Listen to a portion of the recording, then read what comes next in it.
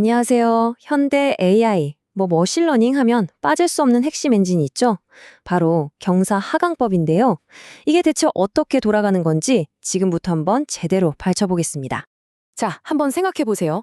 기계가 무슨 마음이 있는 것도 아닌데 어떻게 수백만 가지가 넘는 그 많은 가능성 중에서 딱 하나, 최고의 정답을 찾아낼 수 있을까요? 오늘 우리가 풀어볼 질문이 바로 이겁니다. 그리고 그 비밀의 열쇠가 바로 경사하강법에 숨어있죠. 경사하강법 이름만 들으면 좀 딱딱하죠? 교과서적인 정의는 어떤 함수의 최소값을 찾는 최적화 알고리즘, 이런 건데 이걸 좀 더 쉽게 이해하기 위해서 오늘 우리는 하나의 비유를 따라가 볼 거예요. 바로 안개 속을 헤매는 등산가입니다.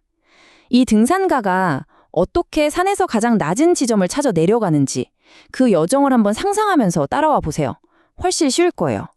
자, 이게 오늘 우리가 함께 걸어갈 여정의 지도입니다. 먼저 최소값을 찾는 기본 방법부터 알아볼 거고요. 그 다음엔 내려가는 데에도 여러 가지 방법이 있거든요. 그것들을 비교해보고 또 내려가다 보면 함정에도 빠지겠죠. 그 함정들이 뭐니지, 그리고 그걸 어떻게 피해가는지, 마지막으로 그래서 오늘날엔 어떤 방법을 표준으로 쓰는지까지 차근차근 짚어보겠습니다. 좋습니다. 그럼 첫 번째 섹션 바로 시작하죠. 우리 등산가의 가장 기본적인 전략, 그러니까 경사 하강법의 핵심 원리가 대체 뭔지부터 살펴보겠습니다. 방법은 생각보다 아주 간단해요. 딱 4단계면 끝납니다. 일단 아무 데나 딱 서는 거예요. 그리고 지금 내가 서 있는 곳, 발밑에 땅이 얼마나 가파른지, 즉 기울기를 확인해요. 그 다음엔 가장 가파른 내리막 방향으로 딱 한 걸음만 내딛는 거죠. 그리고 이 과정을 계속 반복하는 겁니다. 더 이상 내려갈 곳이 없을 때까지요. 정말 단순하죠? 바로 이 단순한 반복이 기계 학습을 움직이는 기본 엔진입니다.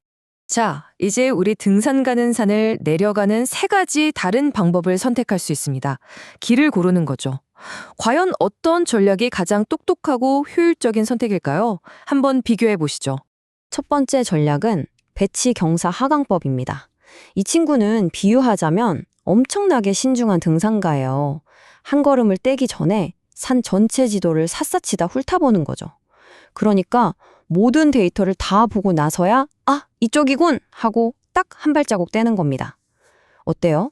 방향은 기가 막히게 정확하겠지만 속도는 정말 답답하겠죠?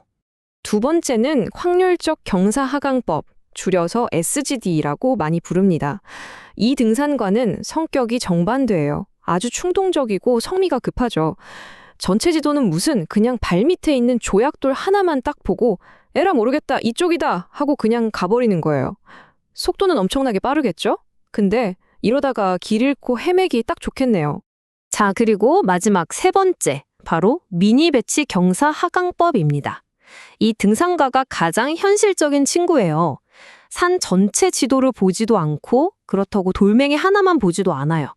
대신 자기가 서 있는 주변의 작은 땅, 한 떼기 정도를 쓱 둘러보고 다음 걸음을 결정하죠. 어떠세요? 너무 느리지도 너무 무모하지도 않게 속도와 정확성 사이에서 아주 절묘한 균형을 잡은 것 같지 않나요? 자, 이 표를 보시면 이제 딱 정리가 되실 겁니다. 배치 방식은 안정적이긴 한데 데이터를 전부 다 봐야 하니까 너무 느리고 메모리도 많이 먹죠. 반면에 SGD는 샘플 하나만 보니까 메모리는 적게 쓰지만 너무 왔다 갔다 해서 GPU를 효율적으로 쓰기도 힘들어요. 그래서 등장한 게 바로 뭐다? 미니 배치. 적당한 묶음으로 데이터를 처리하니까 GPU 성능을 쫙 끌어올리면서도 안정적인 거죠. 이래서 오늘날 거의 모든 딥러닝에서 이 미니 배치 방식을 쓰는 겁니다. 그런데 말이죠. 산을 내려가는 길이 이렇게 순탄하기만 하면 얼마나 좋겠어요. 실제로는 우리 등산가를 기다리는 아주 위험한 함정들이 있습니다. 자칫 잘못하면 여기에 빠져서 영원히 헤어나오지 못할 수도 있거든요. 어떤 위험들이 도사리고 있는지 한번 보시죠. 가장 대표적인 함정이 바로 이 2가지입니다. 첫 번째는 지역 최소값. 이건 말 그대로 작은 웅덩이에 빠진 거예요. 등산가 입장에서는 여기가 제일 낮은 곳인가 보다 하고 착각하게 되는 거죠. 근데 사실 진짜 계곡 바닥은 저 멀리 있는데 말이죠. 두 번째는 안장점인데요. 이건 말 안장처럼 생긴 지형의 한가운데에 딱 갇힌 상황이에요. 앞뒤로는 내리막인데 양 옆으로는 오르막인 아주 애매한 평지죠. 이 두 함정에 빠지면 더 이상 내려갈 곳이 없다고 판단해서 그냥 그 자리에 멈춰버립니다. 학습이 끝나버리는 거죠.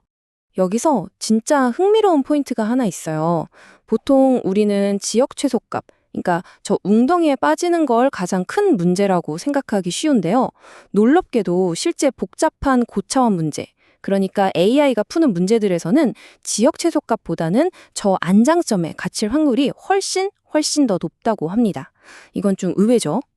그리고 또 하나의 아주 골치 아픈 문제가 있습니다. 바로 학습률 문제예요. 이걸 우리 등산가에 비유하면 보폭이라고 할 수 있겠네요. 이 보폭을 정하는 게 정말 중요한데 만약 보폭이 너무 크면 어떻게 될까요? 계곡의 가장 낮은 지점을 그냥 휙 하고 건너뛰어 버리는 거예요. 반대로 보폭이 너무 작으면요? 계곡 바닥까지 내려가는데 정말 한 세월 걸리겠죠. 이 적절한 보폭을 찾는 게 정말 어렵습니다. 자, 그럼 이런 웅덩이랑 안장점을 어떻게 피하고 이 애매한 보폭 문제는 또 어떻게 해결할까요? 다행히도 우리 똑똑한 등산가는 이 모든 난관을 헤쳐나갈 수 있는 아주 특별한 고급 장비들을 챙겨왔습니다. 한번 열어볼까요? 첫 번째 장비는 바로 모멘텀입니다. 이걸 약간 관성이 붙은 무거운 배낭이라고 생각해 보세요. 우리가 내리막길을 막 달려 내려오면 평지를 만나도 그 힘으로 쭉 밀고 나가잖아요. 심지어 약간의 오르막도 그냥 똘고 지나갈 수 있죠. 바로 그 원리입니다. 이 모멘텀이라는 추진력 덕분에 얕은 웅덩이, 지역 최소값이나 평평한 안장점을 그냥 슝 하고 지나쳐 버릴 수 있게 되는 겁니다. 그리고 드디어 끝판왕이 등장합니다. 바로 아담이라는 도구예요. 아담은 Adaptive Moment Estimation의 약자인데요. 이름에 모든 게 다 들어있어요.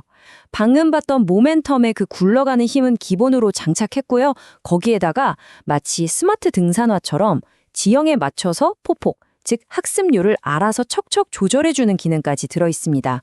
어때요? 정말 궁극의 도구라고 할 만하죠? 이 강력한 조합 덕분에 아담은 오늘날 그냥 표준, 기본값으로 쓰이는 가장 효과적인 옵티마이저가 됐습니다. 자, 이렇게 길고 험난한 여정을 거쳐서 우리는 드디어 가장 완벽한 하산 전략, 승리의 조합을 찾아냈습니다. 그럼 정리해볼까요? 오늘날 인공지능이 산을 내려가는 표준적인 방법은 과연 무엇일까요? 첫 번째, 표준 경로는 바로 미니 배치 경사 하강법입니다. 너무 신중하지도 너무 성급하지도 않은 이 균형 잡힌 방법이 현대 GPU의 성능을 가장 잘 뽑아내는 가장 실용적인 이동 방식이기 때문이죠. 그리고 두 번째, 표준 장비는 단연 아담이죠. 모멘텀과 적응적 학습률이라는 최강의 기능을 모두 갖춰서 아무리 까다롭고 복잡한 지형이라도 안정적으로 가장 낮은 지점을 찾아주는 가장 믿음직한 도구니까요. 결국 이겁니다. 오늘날의 기계는요, 미니 배치라는 방식으로 주변 지형을 살피면서 에뎀이라는 최첨단 내비게이션 겸 등산화를 신고 가장 깊은 계곡, 즉 문제의 최적의 답을 찾아냅니다. 자, 그렇다면 가장 낮은 지점을 찾아내는 이렇게나 강력한 도구를 손에 쥔 우리는 앞으로 또 어떤 새롭고 훨씬 더 복잡한 미지의 지형을 탐험하게 될까요? 그 가능성은 이제 정말 무한해 보입니다.